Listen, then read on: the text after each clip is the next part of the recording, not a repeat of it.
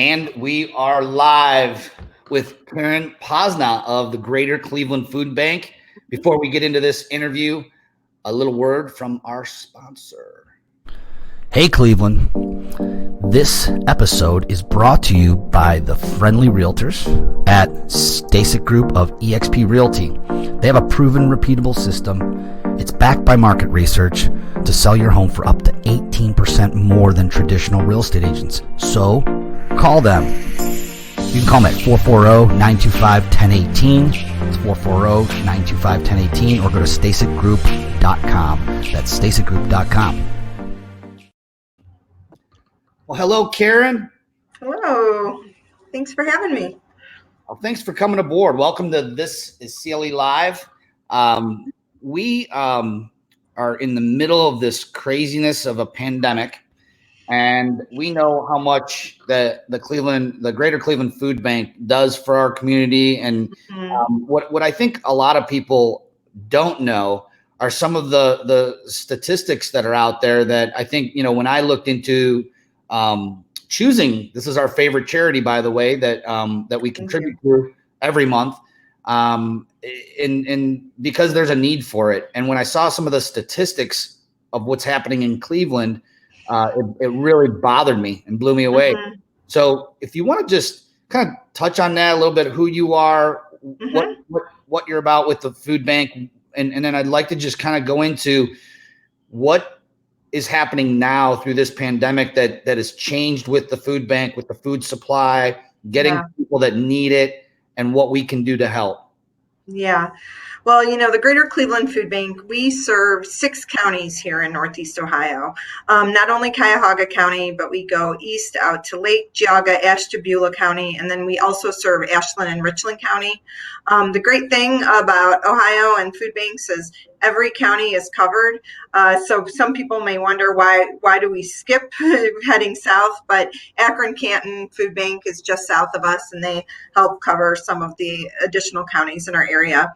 But the Greater Cleveland Food Bank, we work with about 1,000 agencies, and those 1,000 agencies include pantries, hot meal programs, kids programs, senior programs. And we work to get the food out to them. They, in turn, get it out to the people who need it most. We have, last year in 2019, we distributed enough food for over 50 million meals. And so the need has been great. We're always working to meet that need. There's a lot that goes into, our programs and planning. And I can tell you, we are almost 2 months into this pandemic now. And it's truly unprecedented times. And what we have learned and, how we've dealt with this over the past couple months has just really been mind-boggling in some ways, just because it hit us so quickly. It wasn't anything that we could really anticipate or plan for. Just all of a sudden, we were in crisis mode. And people were getting laid off. There was people getting sick. There were so many guidelines and restrictions that were being put into place. I mean, one of our number one priorities is to keep staff safe, to make sure the people running our programs are safe. When it started, the schools closed. I would say about just over 200 of our programs did have to close, and it was for various reasons, because they're either, after school programs related to schools, daycares, or, some of these agencies are run by volunteers themselves, many who are older, who, are required to stay home as part of the stay-at-home order. And so we have really had to learn how to adjust and be flexible and be creative. Sure. And just real quick, if you could touch on, you mentioned the school programs, and this is one of the reasons that, it made it an easy decision for us to support at Stasic Group to support the food bank, was the amount of children that depend on actually getting a square meal by going to school to get it, because they're not getting, so they're getting most of their needed nutrition and food from when they go to school. Now, when the schools all closed, what kind of pickle did that put you guys in making sure that the food that you provided to the schools to feed these kids got to them? Yeah, that was, like I said, boy, we've really had to be creative on the fly. And so when the schools were closing, we have a program called our Backpack for Kids program. Basically, we provide a bag of food that can be distributed to the kids at either the end of the week at school or at an after-school program. They can take that bag home and make sure that they have food over the weekend. Well, since this whole pandemic started, we've adjusted, and this, like Cleveland Municipal School District, they are providing grab and go meals to their students. They're open at lunchtime so the kids can come and grab those meals. We are supplementing that with these bags of food. We're doing it at a couple of different programs throughout the area, as well as Cleveland School, Parma School District, the Breakthrough Schools. And in a normal week, we would distribute about 4,500 backpacks. Right now, during the pandemic, we're at over 9,000 backpacks a week that we're getting out to kids in need. Wow. We are still trying to do some grab and go meals for different programs so that, the kids or their families can just simply come up and get the meal to grab and go, because obviously they can't sit anywhere to have a congregate meal or to sit down and have a meal right now. And, as we head into the summer months, many people don't realize that the summertime is one of our busiest times of the year normally, because those kids are out of school. And so we're always working with additional partners to make sure that those kids have the meals they need. So as we're heading into summer right now, there are a lot of question marks. And we're, again, like I said, just trying to be as creative as possible to make sure that we can get those grab and go meals out to the kids, that we can get the bags, continue to provide the bags of foods to children. A lot of our pantries are working with us too to provide emergency food boxes. We have been on a weekly basis doing these drive-through distributions down at the Muni lot. Typically, we would do them just monthly here at the food bank, but when we did our first and then our second distribution here at the food bank, we realized very quickly that because of the increased need, we outgrew this space. We were causing traffic jams in our neighborhood. We had, 3 miles worth of traffic looping around our entire neighborhood around the food bank. And so we worked with the city of Cleveland, and we started doing these distributions down at the Muni lot. And so every week, people in need can come to the Muni lot, and they will get an emergency box of shelf-stable food. And those boxes include... Sorry, I don't want to interrupt, but go ahead. While you're saying this, people that are sharing this, and I hope that anyone watching this, please share it out to as many Clevelanders as possible, because, again, we mentioned earlier we want to give people the handles to the luggage, but we're talking to two sets of people. We're talking to the people that need the food. Right. What day and what time would they go to the Muni lot to be able to get their drive-by meals? So we are scheduled to be at the Muni lot the next 2 Thursdays. You can go from 2 p.m. to 5 p.m. We do ask, we have a website set up at www.wefeedcle.org, and you can actually pre-register. You're guaranteed to get a box of food. And like I said, the past couple weeks, it's included a shelf-stable box of food, which includes breakfast items, some pasta or beans, soup, various items. And then we are also supplementing it with some fresh produce as well. Okay. So if there is somebody in need, we strongly encourage them to go to the Muni lot. We also have a help center on site, which the help center has seen a pretty dramatic increase in calls. As everybody's been hearing, there's so many people who have been laid off for various reasons. I mean, especially in the hospitality industry, there's so many people who are now, either being furloughed or having to take a pay cut, and they're struggling, and they're not really sure where to turn. And so we have our help center.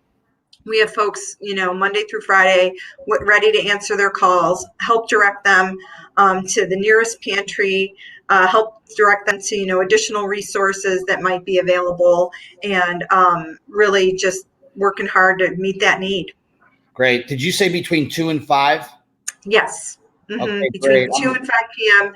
Thursdays at the Muni Lot. A lot of people they might think of the Muni Lot more as the place to tailgate for a Browns game, Right. but it's right downtown, across from Burke Lakefront Airport, and we're very fortunate because we have the help of the Cleveland Police Department helping us. The Ohio National Guard has been great in helping us too, and really help managing the whole thing. That's great. And I want to remind our viewers, please share this message out. Let's get it out there. I actually put a little scroll here at the bottom with where people can go and get it. Now, thank you so much for sharing that. Let's get to the other audience that we want to hear this message, and that's the people who can help. The people who can help where you need it. I'm always about, look, if a money donation is the best thing that you can do, then do that. And if you can't, there's other ways to help. So what would you say the top 2 things that someone's watching this, they want to contribute to the community, help these people? We know that, what is it? 1 in 6 Clevelanders, if you want to call Northeast Ohio, are considered hungry, right? Yes. Food insecure. Yeah. People, they don't know necessarily where their next meal is coming from. They don't know where their next meal is coming from. And that 1 in 6 number could have possibly increased. I don't know, because of the pandemic, it probably has increased on the wrong side of things. What are the top 2 things that Clevelanders that are listening to this that want to help that they can do? And just to help put it in perspective, there's 2 statistics that I've heard over the past week that are pretty shocking to me. One is we have served 20,000 more families over the last 8 weeks compared to the first 2 months of this year. So we have served 20,000 more families in March and April compared to the January, February timeframe. So it's increased that quickly.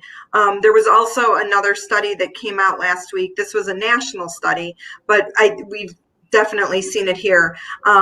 Families, especially young families with kids under the age of 12, their food insecurity the number of those people who are food insecure has tripled compared to the Great Recession of 2008. So, I mean, that study just came out the last week of April. And of course, nobody wants to see anybody go hungry.